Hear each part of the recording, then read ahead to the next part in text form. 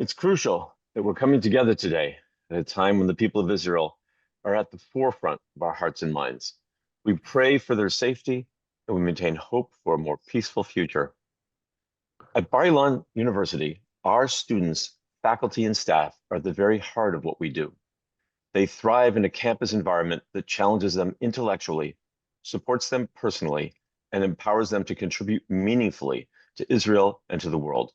Today, with the prolonged war in Gaza, now amplified by the current events in the region, the importance of the university's role has grown exponentially. Thanks to the ironclad support system provided by Bar-Ilan, our students will continue to rise above today's challenges and become tomorrow's leaders.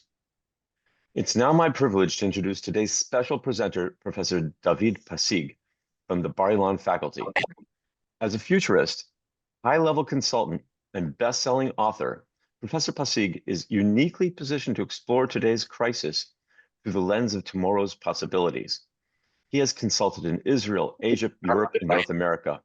He served as the chief advisor to the Commissioner for Future Generations in Israeli Knesset and is a member of the Israeli National Council for Research and Development. During this webinar, he'll offer us strategic insights into what may lie ahead for Israel and the broader region. Professor Pasig, thank you so much for joining us today. We're quite eager to hear your perspective on the unfolding developments in the region. Thank you so much. Well, I would like to divide my presentation into three parts in order to understand what might happen in the next few weeks. We need to understand the driving forces of what's happening now. And actually, there are three tiers that are really driving what's happening at this very moment. The largest scope of what's happening worldwide, specifically what's happening in Iran, and more specifically, what are the tactics that we are going to see in the next few weeks around this conflict. So let me start with the driving force, the world affairs that are behind the scene of this very specific conflict, because this very specific conflict is just one facet of something much bigger that is in the making right now in human history. Generally speaking, the world order as we have seen it in the last 80 years is crumbling. And that world order was devised by the winners of World War II. And the idea of the world order, which we have called the globalization, was to open the world so that trade will be smooth as much as possible all over this planet. And the idea behind that strategy was that if everybody will feel that any need they need, anything they would like to have can be reached through negotiation means and not through a very aggressive means, which was the usual thing for millennia. The idea was if everything will be open, if trade will be open, if there won't be borders, if there won't be any customs to any resource, then the flames that used to be the driving force of many conflicts during millennia will somehow be contained, and we will enter an era of great peace and great interchange culturally, economically, etc. That assumption is probably crumbling because of many reasons, and the main reason is that besides the economic drive and the resources need of different communities on this planet, there are other variables that were not taken into account when they have devised that great idea of what we have called globalization. One of them, of course, is the tension between cultures. The others is the tension between great ideologies and even religions. So we are at the very specific moment in which there are a few nations that believe that we need to fine tune the global system. At this very moment, I'm speaking with you from Panama City. I'm overlooking the entrance of the Panama Canal, which I see a huge line of cargo ships, huge cargo ships that are waiting to pass on the canal, and this is just another choke point on this planet that is going to cause a lot of troubles. And this was actually the idea also behind how aggressive Trump was lately, even with Panama and with other nations, as you are all aware of. So the crumbling world order that is already in the making during the last at least decade is part of what we are seeing now in the Middle East. And since we are all familiar what's happening in different places, I don't want to elaborate, but the idea that we are in such a conflict is because the great powers on this planet are competing about how to reorganize world order in the remaining years of the 21st century. And that competition brings a lot of tensions in different places worldwide. The great powers of the 21st century are frightened from the possibility that humanity will use nuclear power, and therefore their only tactic is to use proxies in different places in order to bring their stand into the negotiation table of a lot of issues that concern world order. So this is a larger view. And specifically, what's happening in the Middle East is the following. There is a tendency now to reorganize the world in clusters of nations. Everybody feels that that idea of global openness is not providing food security and energy security. So we are at a stage in history in which nations are organizing themselves in clusters in order to provide some kind of security in case something global will happen. And one of those clusters is the Middle East cluster of nations that has the title of the Abraham Accords. That cluster of nations that is being built, its intention, its goal is very clear. Its goal is to be a counterbalance to another cluster of nations that are also competing about their stand in the next definition of world order. And because that cluster that is being developed in the Middle East is really very important in the next 2-3 decades in the competition between the great powers, there are some nations that are very afraid from that accord. And of course, Iran is one of them that is afraid from that accord.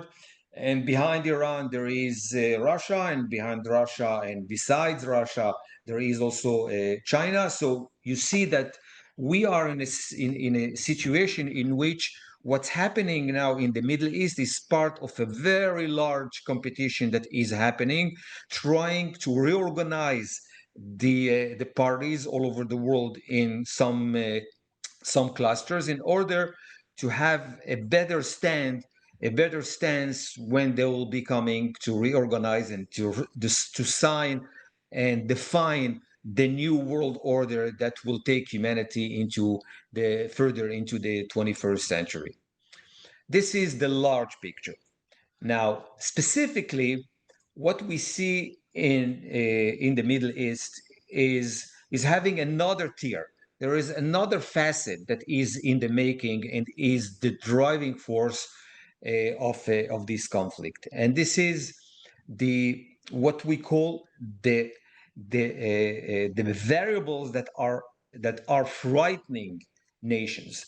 Most of the people, when they think about conflicts, they think that what drives conflict are only resources and economic interest, etc. From our point of view, when I say our point of view, I speak from a futuristic kind of perspective. We tend to understand the driving forces of conflicts in a different way. We believe that there are 6 variables that are, when they are combined together, they are the real driving forces to any nation, any leader, to take aggressive actions against whoever they are competing with.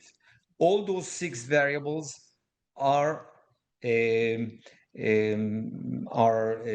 variables that are really frightening us as a species. So these 6 variables are how our topography, the way the soil that we are put in, the way it is curved, is having a great impact on the frightening things that are frightening us from our neighbors. That's one variable. The other variable, of course, are our borders. The third variable is demographic variables. There are other variables like scientific variables and technological variables, and the sixth one is resources, what everybody speaks about as economic interests. With this methodology, we were able to foresee many conflicts that are happening in the last 20, 30 years all over the world. So if I am to analyze the Middle East with this methodology, then the best way to go is to try to list what is frightening, for example, Israelis, what's frightening Iranians. And here, as we are all familiar with, the Jewish people has a very clear list of what is frightening for them. Of course, the Holocaust is in the background, but we are frightened from demographic issues that are happening around us and within us. We are frightened from economic issues that are providing us with some food security and energy security, and of course, many other variables that are part of those variables. Now, the other side also has a list of things that are frightening them. And if I am to list the variables that are frightening the Iranians, then I won't have time here for the next hour or two. There is a very long list of things that are frightening the Iranians, and that's the reason that they are very aggressive. And that's the reason they will continue to be aggressive. It's the same thing with us in Israel. There is a long list of things that is frightening us, and because of that list, we will be aggressive, and that aggressiveness is beginning to be even cruel from time to time. So let me just state a few variables that where most of us are not aware of, that are frightening and devastating the psyche of the Iranian regime. It's not only the Iranian regime, it's this more specifically whoever live in that region we call now Iran. One of them is, of course, the water scarcity. They really don't have enough water to sustain a population of more than 80 million people. And they are competing with water resources. Now, pay attention to what's happening in that part of the world. Iranians are not aggressive only towards us or towards the Sunni communities or the Sunni nations. They are even aggressive against Shiite nations that are in their neighborhood. And the reason is because they are afraid that those nations will cut off the water resources that are coming from their country into Iran in order to, of course, to be somehow secure. And we are all familiar of how important is water for any human soul and human existence. This is only one issue, and there is no way to develop a technology that can sustain a community or a nation with 80 or 90 million people with desalination. That's impossible. Israel can do it because we are very small and we can invest, and that investment will be worthwhile because we are a very small nation that can provide a large portion of their needs through desalination. That's one variable that is really frightening Iran. The other variable, for example, is the competition between the Shiites and the Sunnis. This is a real competition. This is not just like within the Jewish people a matter of nuances. This is really a very important narrative. The two different narratives of what Islam is that they are competing already for 1400 years, and during those 1400 years the Shiites were battled by the Sunnis, they were slaughtered by the Sunnis, and the Iranians as a Shiite nation are recovering from a very long time that they were the underdog, and they would like to be much more safe in the new era of human history. And in order to be safe, they need to take care of their security. And the only way to be safe, as they see it, is to develop a technology or an industrial and scientific infrastructures that will be able to compete with the Sunnis nations that are around them. So this is another variable. For example, there are other variables like if you take a look at Iran from above, you see that Iran has a very unique topography. It's a kind of a castle. In the middle, there is a huge desert, and around that desert, there are huge mountains that are almost impenetrable. And the problem with that castle, even though it's a castle that gives you some feeling of safety, the problem is that it's very hard to sustain a large population on those mountains. They need open space, they need to trade outside, they need a large amount of soil in order to have agriculture that will sustain that population. And the reason they are pushing forward into Iraq, for example, and into the Middle East even, is to have new terrains from within to bring other resources and to have a more food security, etc.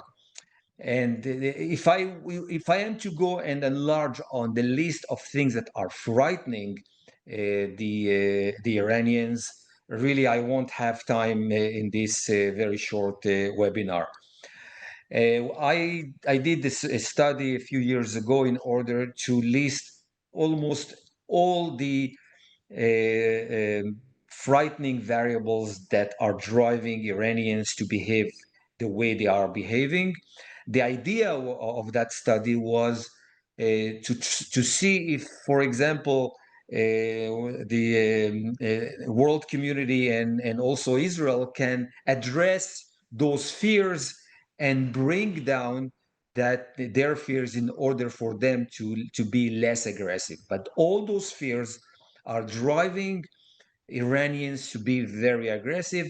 If you wish, even though it's not an easy thing to do, take for example us as Israelis, as a Jewish people, because of our fears, the world doesn't understand what we are doing at the moment, and they are blaming us for genocide, and they are blaming us of aggressiveness, etc., etc. But we are driven by fears. The same thing is with with Iran. Iran is a huge power that is emerging, and they are driven by a lot of fears. One other fear that nobody is paying attention to is the demographic fear of the Iranians. And by the demographic fears, I mean that the fertility rate, for example, of the Iranians just 50 years ago was more than 6 kids for each female. Okay, the replacement rate of a society is about 2.1 kids for each female. They have went down less than 2.1 kids for each female, but around 1.6 kids for each female.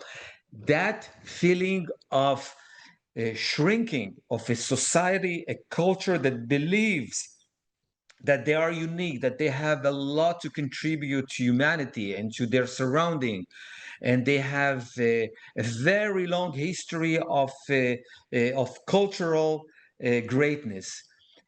That feeling that they might shrink and go down in demographically is also another variable that drives them to be very aggressive and drives them to look for new population to merge with and bring them within their culture.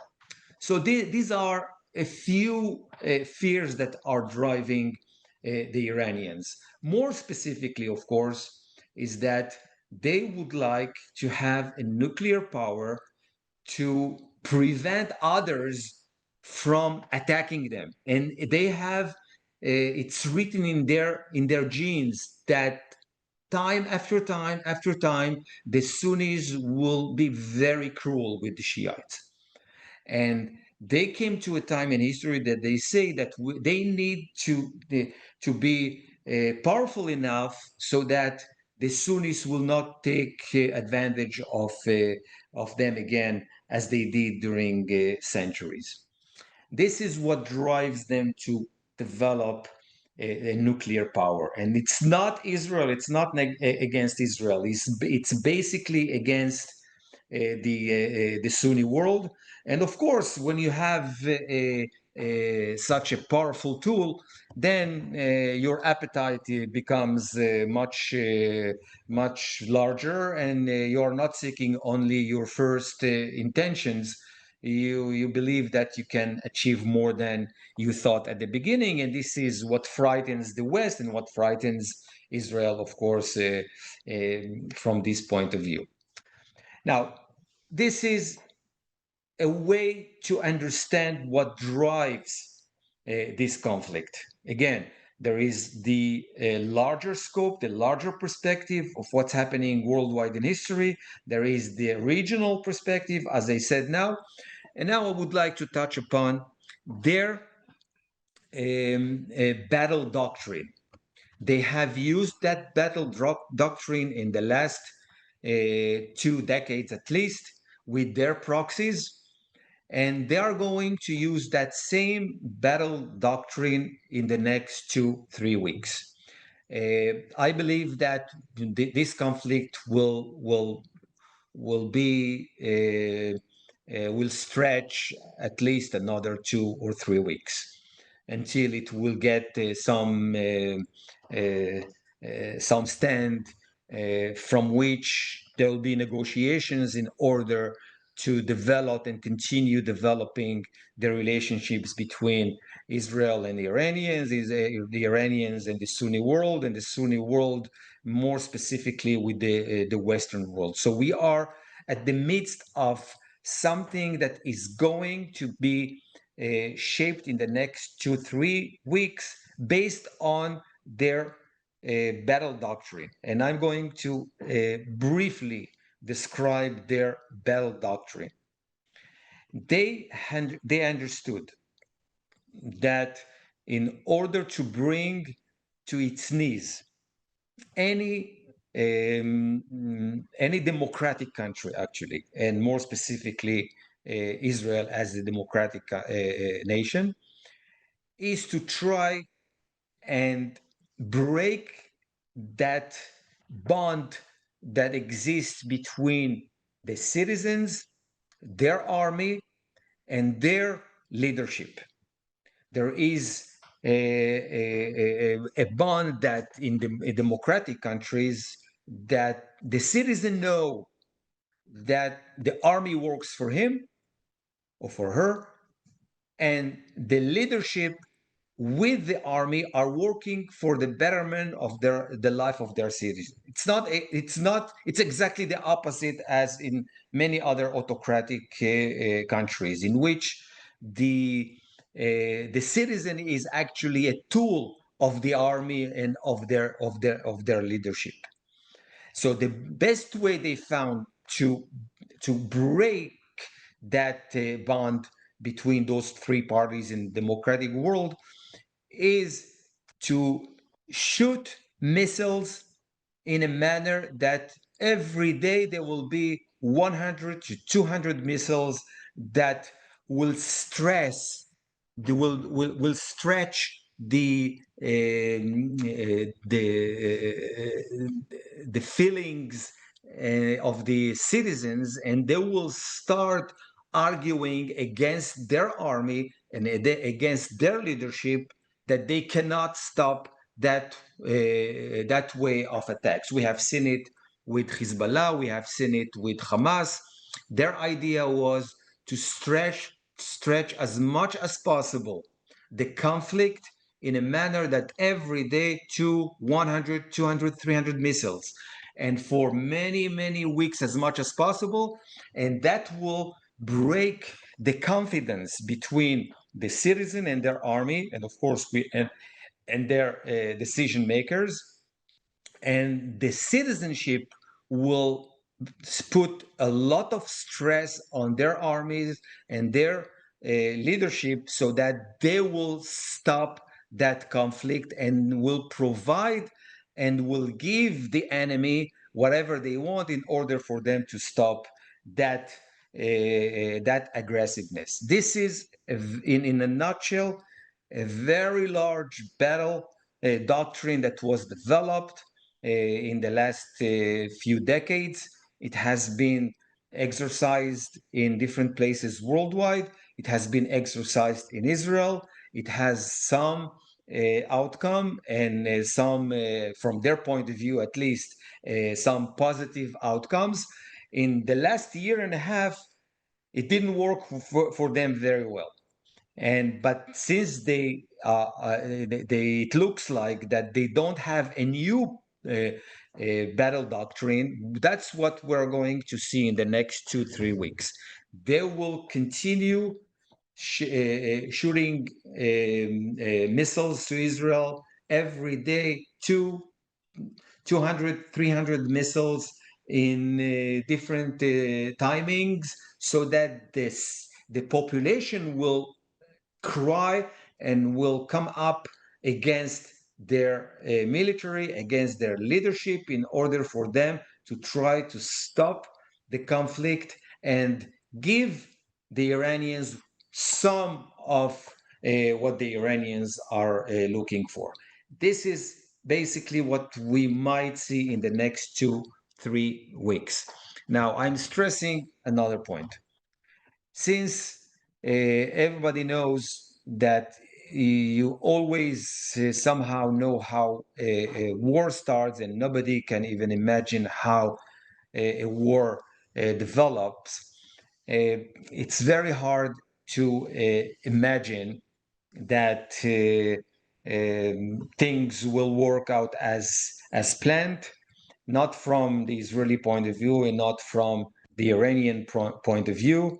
Things are very dynamic, but each nation will try to stick to its battle doctrine. Israel has a very clear battle doctrine at the moment. It's not that this is not the place to elaborate on it, but everybody can imagine part of it is not to be afraid from a stretching conflict, the assumption that Israel cannot hold in conflicts that are stretched more than a few weeks. That assumption has somehow collapsed, and but still there are a lot of people in democratic countries that cannot even sustain a conflict or a battle that stretch more than a few days or 1 or 2 weeks. So this is what we're going to see. Again, we're going to see part of the populate in Israel that will start to be very vocal against what Israel doing in Iran, and at the end it will be at some point that the world will put a lot of pressure on Israel to stop. The citizenship in Israel will put a lot of pressure for the leadership to stop.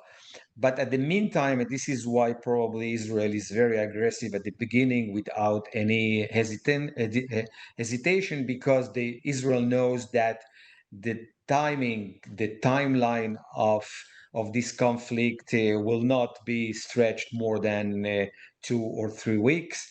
I hope that it will not take more than 2 to 3 weeks, but still, this is probably what we're going to see for a long time. A long time from this point of view, of course, is 2 to 3 weeks. I don't believe that it will be much more than that, but I hope that after this round of aggression, the cards are going to be very different, and the negotiations will take a very different route. Israel is becoming not just a regional superpower. Because of this conflict, Israel is taking a stand that it's not. It's more than a regional superpower, and it will have a great effect on how other Sunni nations are going to sign the Abraham Accords. I believe that some very positive outcome is going to come up from this activity. I believe that my time is over, and I would appreciate it if you have any questions. I'm here to try and answer, and this is what we can do in a matter of 25 minutes. Okay, hello everybody. I'm Ronnie Vinikov, Vice President of Development at Bar-Ilan University. Thank you to everyone who joined us today, and of course to you, Professor Pasig, for his timely and thought-provoking insights. I would like to thank our team at Bar-Ilan and at American Friends of Bar-Ilan who worked diligently to put this briefing together. Professor Pasig, from the audience, one of the questions that we have received a few minutes ago is like that. How do you see last week's escalation affecting Israel's relationships with key international allies in the near future? Well, I can only try and compare it to historical events, other historical events. Always, winners are been forgiven to anything they are doing. If you're a winner in a campaign, then the world is actually addressing you as a winner, and they forget everything they were thinking about you before that. This is something that has happened for millennia in history. I hope that Israel will be a winner. If we will not win this kind of war, then the relationships will be much, much harsher against Israel. If we will come up as winners, everybody will forget it and will align with Israel in order to see eye to eye the way we understand how the next phase of world order need to be in order to stop these vicious cycles of aggression in human history. Thank you so much. What makes Borilan so remarkable is not just our academic excellence. It's the ecosystem of support, belief, and partnership that surrounds us.